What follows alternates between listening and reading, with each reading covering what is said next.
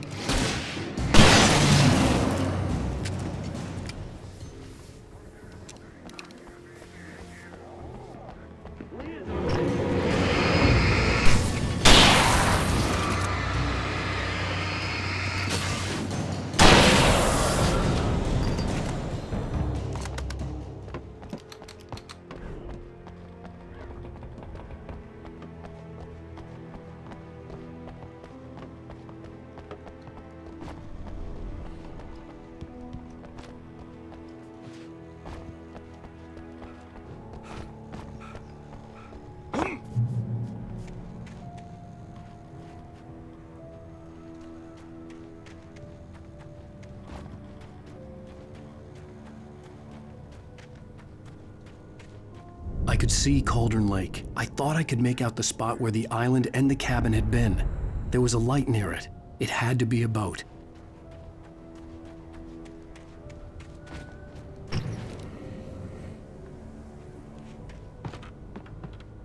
I was close now. I had to get there fast. I dreaded what I would find. I tried to hold on to Alice, but her form melted away. I was losing control. Dr. Hartman stood in her place. I wanted to hit him, but my arms were jelly. He smiled. It was a reassuring smile, and I hated him for it.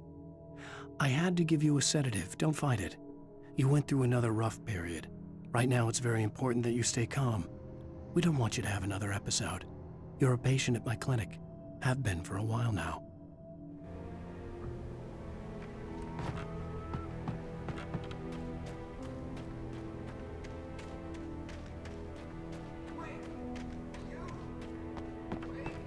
Hey, I'm here! I'm coming!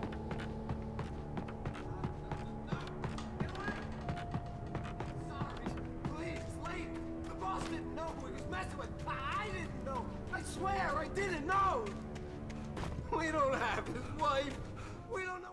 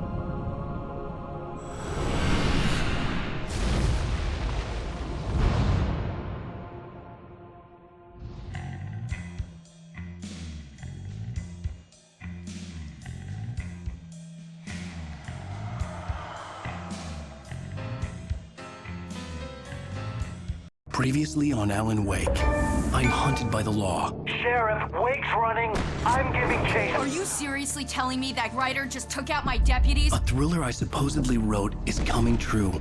The genre of the story seems to be shifting. It's turning into a horror story. I was told that Alice had been kidnapped, but that was a lie. We don't have his wife. We don't know where she is. Her purported kidnapper was eaten up by the dark presence before it attacked me.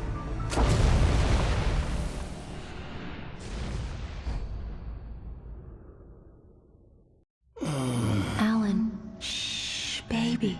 It was just a nightmare. Alice. There you go, Alan. Hartman. I fell. I had to give you a sedative. Don't fight it. You went through another rough period. What? Right now, it's very important that you stay calm. We don't want you to have another episode. You're a patient at my clinic. Have been for a while now. The shock of your wife's death triggered a mental illness. No, you lie. You're suffering from various symptoms of undifferentiated schizophrenia. Bastard. It's okay, Alan. Just let go.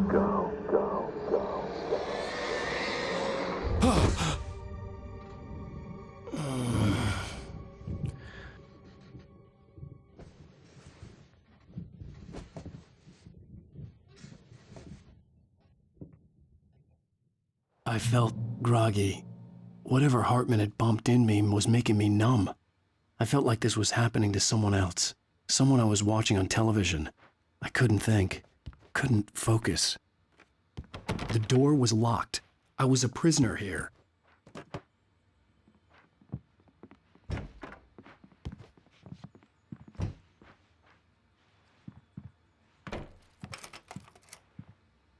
Good evening, Alan. Are we feeling better now? Feeling calm?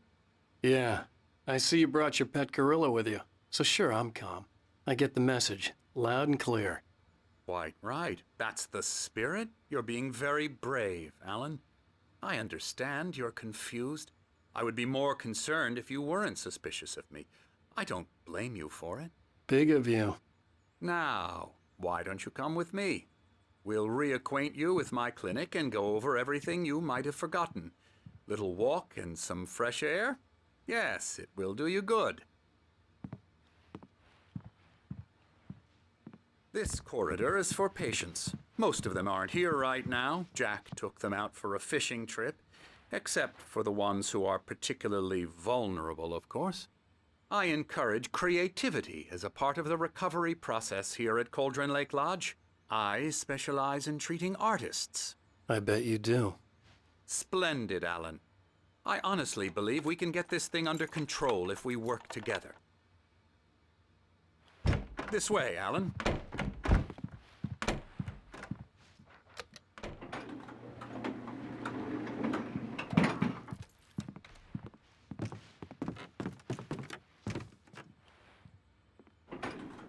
Now, Alan, from past experience with you, I know I need to get right into the heart of the matter as quickly as I can after an episode.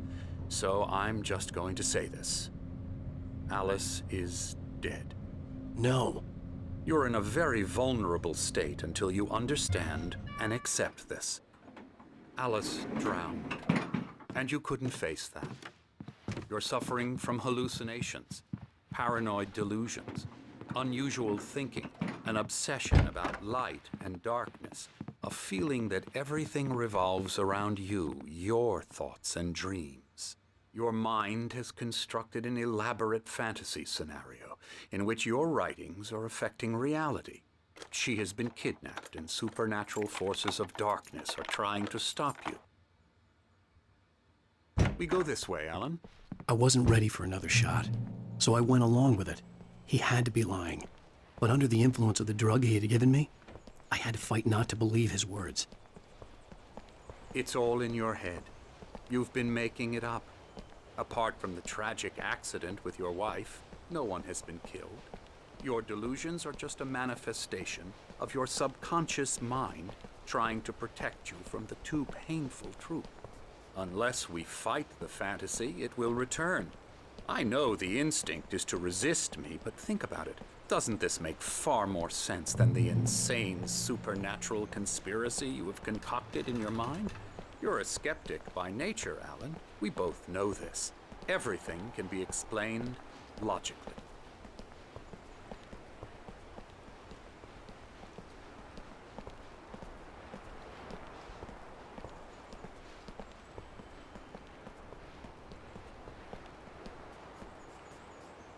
I never get tired of this view. Very inspiring, isn't it? Cauldron Lake spread below us. I could see Mirror Peak on the other side of the lake. I thought I could make out the spot where Diver's Isle had been when I arrived with Alice. Now there was nothing but waves. It seems there's a storm coming. Funny, I don't recall there being a mention of that in the weather forecast. Well, no matter. This way. Follow me. Alan, what I'm telling you is good news. Right now we're in control. Every time you have a relapse, it gets more and more difficult to resurface from the dark depths of your imagination. Not surprising, considering your profession. Imagination is what you work with. After all your nightmares, this should come as an immense relief to you. If it doesn't, why is that? Because I'm lying? Or because you don't want to admit that you're not well? It's very natural for you to think of me as your enemy. It's part of the illness. I let him talk. Hartman obviously loved his own voice. His words echoed madly inside my head. I dug my nails into the palms of my hands to stay You need focused. to work with me. Once you accept that, we can begin the journey towards your recovery. Come along. Let's go inside.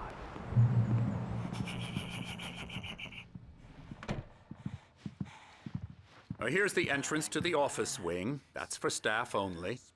You were impressed by my trophies when you first arrived here. I do love to hunt. The great outdoors, man versus nature. It's wonderful stuff. Pretty damn wonderful, yeah. Scary, scary, scary.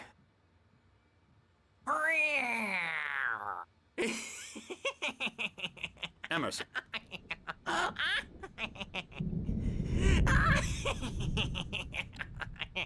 I'm a real bad dream, mister. You should be afraid of me. Don't want to run into me in the night, that's for sure. Please, Emerson. Mr. Wake is confused enough as it is. Yeah, you'd like me to go away so you won't be scared. But you can't just decide what kind of dream you have or when you have it. Emerson. Okay, sorry. Boo. That's Emerson. we're actually making some progress with him, I'm happy to say. He works on video games. Ooh, yeah. It's trash, of course, but it I'll does get involve him to some the head. small creative effort, which makes him receptive to my therapeutic methods. No kidding.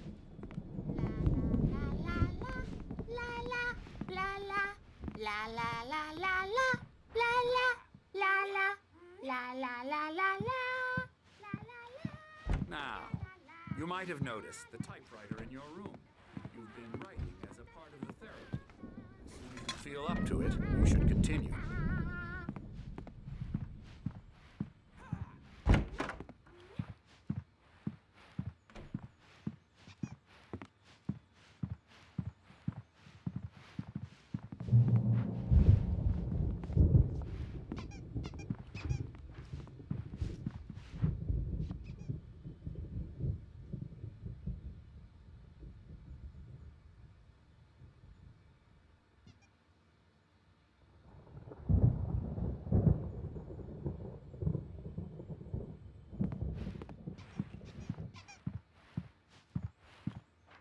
My rheumatism's killing me. There's a storm coming. Oh, what a storm. I hope it wipes this place off the face of the earth. And these two are the Anderson brothers, Odin and Tor. They had how should I put this? A heavy metal band in the 70s and 80s called Old Gods of Asgard. They even adopted new first names to complete the image of Viking gods. After the band broke up, they lived on a farm nearby. They are, well, in advanced stages of dementia. They're well cared for, TLC and all that. There's nothing more that can be done. I'm afraid that the rock and roll lifestyle has left its mark. Oh, that won't do. I'm so sorry to cut this short for now, Alan. The power has been acting up. I'd better go check on it. We'll continue this soon. Meanwhile, when you feel up to it, return to your room and try to write. It really is for the best. Don't you think? I'd like to bash his head in with a hammer. Oh, he'd love to fish out our secrets, but he has no clue. He's not crazy enough. Not crazy like us, Sonny. Yeah! Being crazy's a requirement, Sonny. Who else could understand the world when it's like this? It takes crazy to know crazy. That's the sanest thing I've heard in a while. Zane! You're all right, Tom. Hey, we like him, don't we, bro? He's got to go to the farm. The Anderson Farm. Valhalla! We wrote it all down, lest we forget. A crash course. All you need to know to get your head right. You need to find the message. Here, Sonny, here's something for you. Gave me a rash, but I kept it safe from these bastards. My head was clearing up, or according to Hartman, I was sinking back into the fantasy. I was convinced he was lying to me about everything. Crazy or not, the Andersons made more sense. Zane could feel the poems, taking form, shaping things. As he experimented, he imagined he could almost feel the power surging through the keys of the typewriter. It exhilarated him. But there was fear, too. If not for his young assistant Emil, he would have given it up. But Emil convinced him otherwise. He too had a way with words.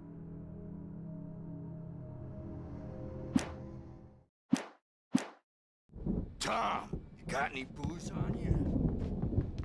Tom just lost is all. Baba Yaga. I'm a bad dream, and you can't wake up. You can't hurt a nightmare because all dreams are only imagination. They're only in your head, and they're not there when you wake up. So you can't wake up because I'm in charge now, and I don't want to disappear. My nightmare is the publisher people who want to make a contribution so they can say they made a contribution. And then we end up with mullets in there because they think mullets are funny, but it wasn't supposed to be about mullets, and now it's about mullets. And when it's in slow motion, they call it mullet time because the numbers came back from marketing that mullet time is the hook we needed to go big in the target demographic. And they're not even kidding. They say it all like serial killers with straight faces and smiles. My nightmare is the writers who want to make everything from the characters to the toasters talk, talk, talk all the time and express their feelings so they won't shut up. And the writers won't shut up either because they have feelings too. And I have to listen to them because they're not scared of me. And everyone should just shut up, shut up, shut up. But I don't see nightmares anymore because I'm too scary for them. I take 2 pills every morning and 1 with every meal and 4 when I go to bed. And that makes me the scariest nightmare of all. Hey, Wake, why don't you humor Dr. Hartman and give the writing a shot, huh? Typewriter's in your room. You can get to your room by those stairs, Wake.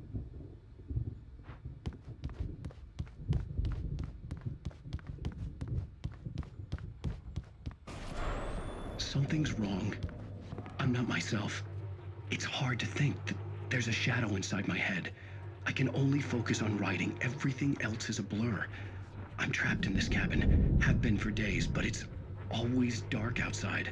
My editor is real. I saw her again. She's not human. It's not human. A dark presence is wearing the old woman's face. She was covered in clinging shadows.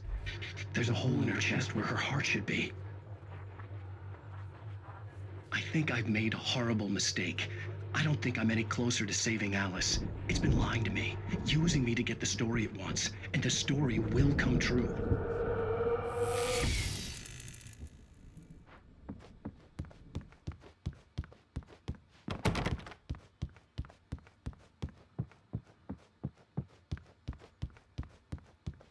Hartman had mentioned that the power had been acting up. Maybe that was the reason for the generator and the work light on the balcony. The generator hadn't been activated, and there was no key.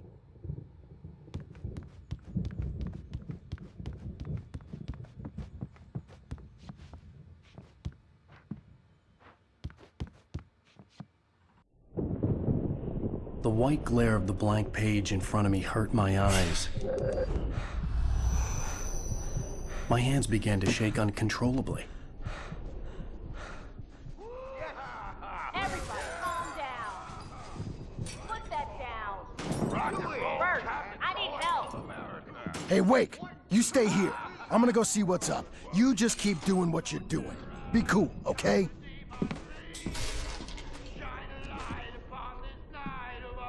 I didn't know what the chaos was all about, but it could be my only chance of getting out of here. We get a damn hammer. Here's a friendly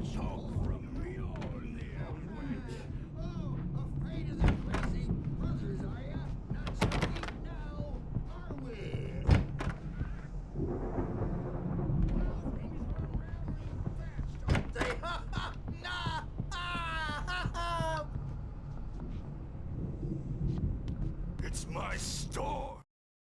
Hartman kept talking, giving Barry the grand tour, clearly proud of the place. He went on and on about his hunting trophies, and Barry was impressed. But he was here on business.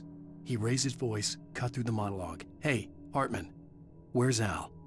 Hartman stopped in mid-sentence, annoyed at the interruption. He nodded at the hulking orderly standing nearby. The man smiled and clapped a practiced hand on Barry's shoulder. I'm taking it. We're on a comeback tour, baby!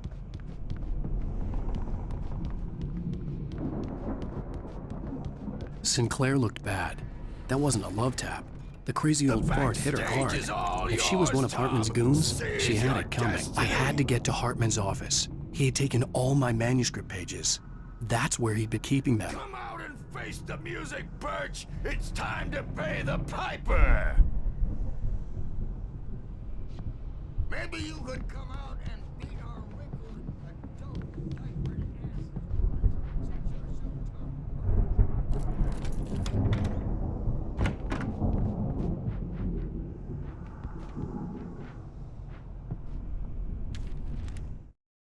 Hartman wasn't happy.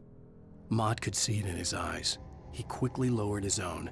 He had made a mess of it, and he knew it. The shame of failure was hard to bear. He hadn't expected Wake to say he needed more time, and he blurted out 2 days, less than Wake had asked for to show him who was in charge. But that wasn't part of Hartman's plan.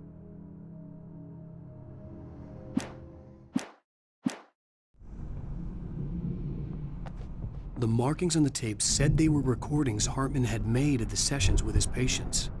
I saw Alice's name on one of them. For a moment, I couldn't breathe right. Now, Mrs. Wake, can you tell me about Alan's problems? He's more and more out of control all the time.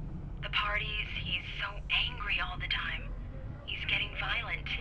Do you mean with you? No, not with me. No, never. Sometimes I almost wish Alan would take a swing at me, because at least that'd lead to a conversation he couldn't just march out of. But no. Alan doesn't really sleep. And the work, well, he's not writing at all. He sits there for hours and just gets more and more frustrated. And I can't talk to him. Yes. Tell me, Mrs. Wake. What would you say to him if he'd listen? I don't know. I want to say, I look at you, and it's not you. Just some stranger who resembles you. Looking out from behind your eyes, and I don't like that guy much. And now it's all gonna go to hell. But you don't ever say this. No. I've tried, but he's not listening. He's too deep in his own problems, always going on about something else. I'm so afraid I'm gonna lose him, and we're not even talking anymore. He doesn't let me in anymore. He just keeps me in the dark. I'm so alone here, even when he's home. Please help me, Doctor, because I'm at my wit's end. Well, if you can just get him here, I'll absolutely do my very best. Yeah, but Doctor, you need to be careful with him. He's not just going to listen to you and cooperate. He's the most stubborn man I've ever met. Well, I'll be sure to bear that in mind. Hearing her voice, what she was saying made me happy and sick and guilty all at once. Worst of all, I recognized the words. The phone call from her. It had been a cut-up of this. Just a recording. Let me out of here! Hartman, do you hear me? I'm gonna sue your crazy quack ass to shreds! Barry? Ow! About time! Barry, man, am I glad to see you. We need to get to Hartman's office. It's right next door. You okay? Yeah. I mean, no! The cops found me at Rose's trailer, but they didn't hassle me too much. I'm obviously a victim in this, and I demanded to be treated as such. Or else I'd sue their asses. Speaking of asses, that Fed gave me a real hard time, but I had no clue where you were. That guy's crazy, Al. But he let me go, and then I get a call from Hartman, that son of a bitch, who tells me you're here, and I should come pick you up, but when I got here, 2 goons clobbered me and stuck me in there. What's with the cutout? I stole it from the diner to piss off Rose after what she did to us. That'll teach her. Yeah, that's a harsh punishment. Come on, pal, we gotta get going.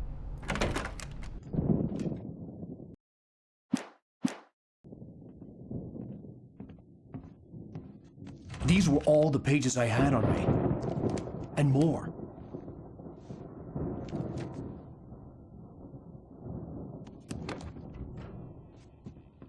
Alan, please. You're sliding back into the... Tell me one more lie and I'll shoot you in the face. Ah, well, it was worth a shot. Really, Wake, come on. Let's work together on this. You have no idea... Hartman, shut up! Barry, get out of here. I'll catch up with you. Get a car. Oh, Al, let's just... Go! Wake, listen to me. This is a mistake. Don't you see? Together we can create something absolutely wonderful. With your ability and mine.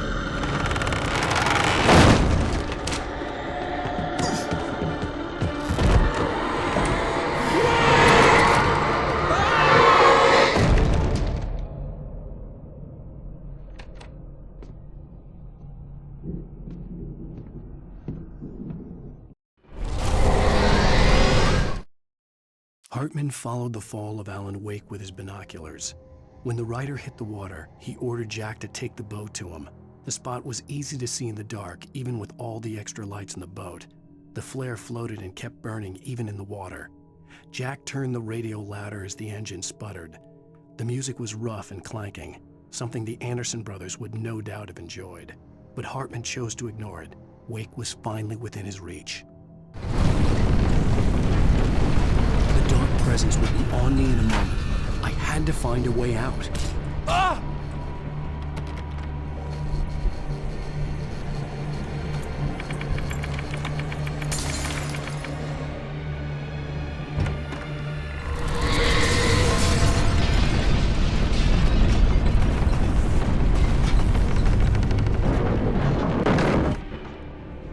I needed light to get the possessed bookshelves out of my way.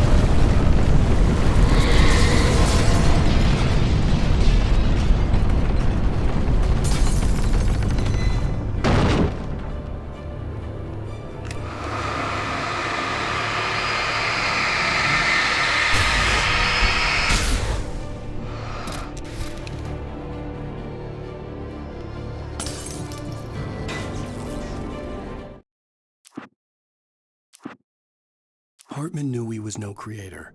He had no ambitions on that front, and he certainly didn't want to end up like every artist he had worked with here, damaged in ways that were hard to describe, or worse.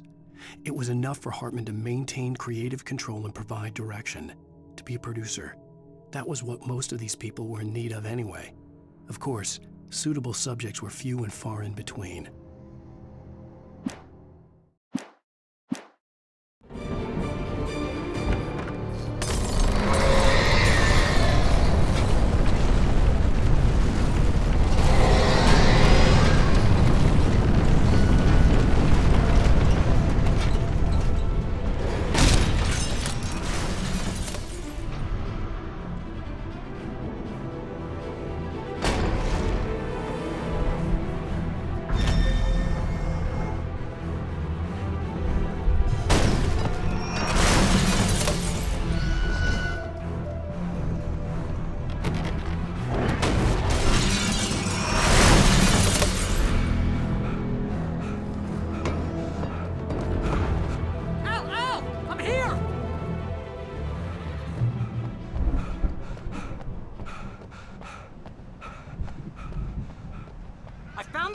But the gate's locked. You're gonna have to go through the hedge maze over there. Barry, I don't have a light. Take this, Al. Oh, God!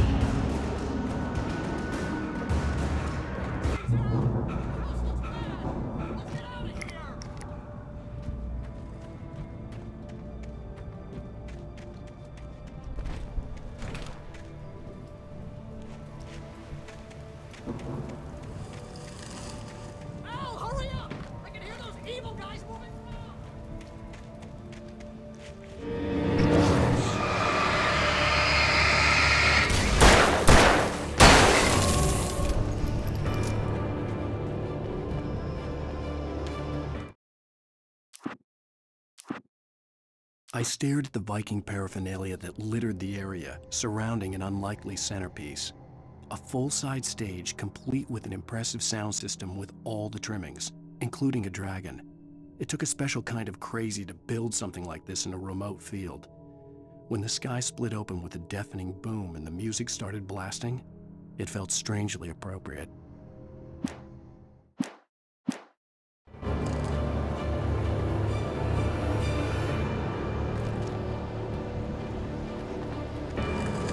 Al, be careful! I can see them moving around! They're coming for you!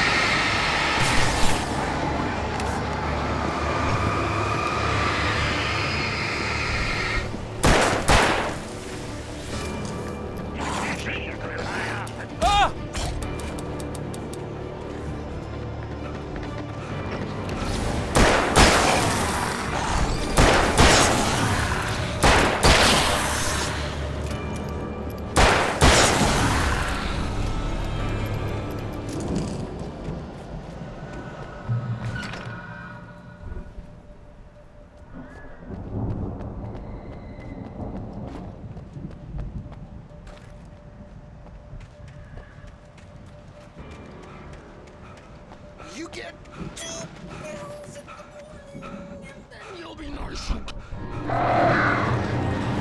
you get 3 pills in the evening. You'll sleep like a baby.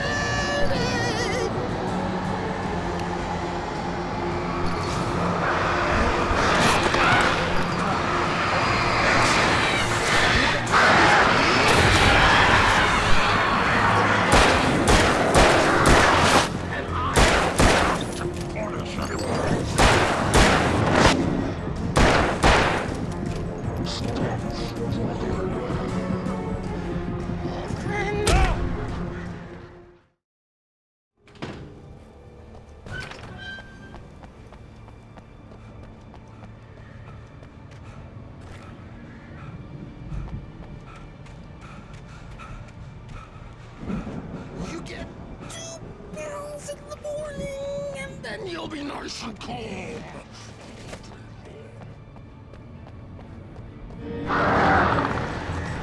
You get 3 pills in the evening, and then you'll sleep like a baby.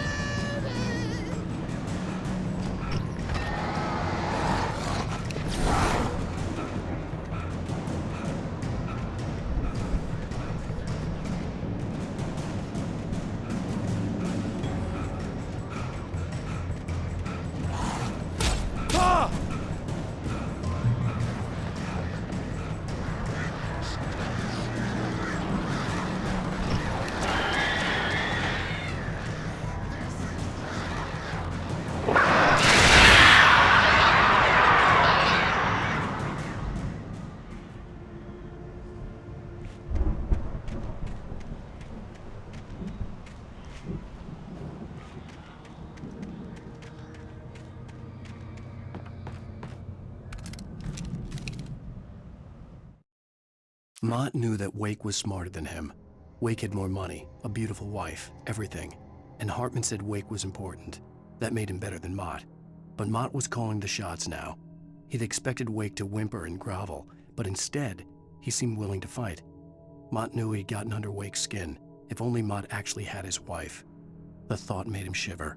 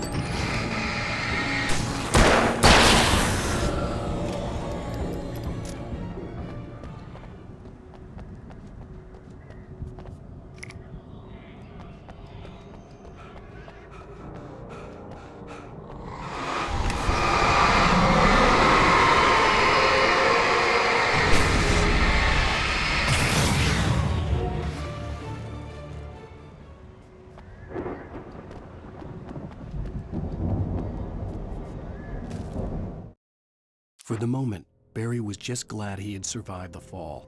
He had been separated from Al, and there was no easy way to climb back up.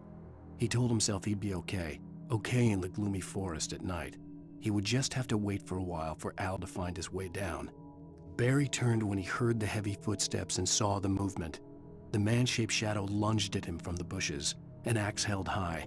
Barry screamed and threw up his hand. The world exploded.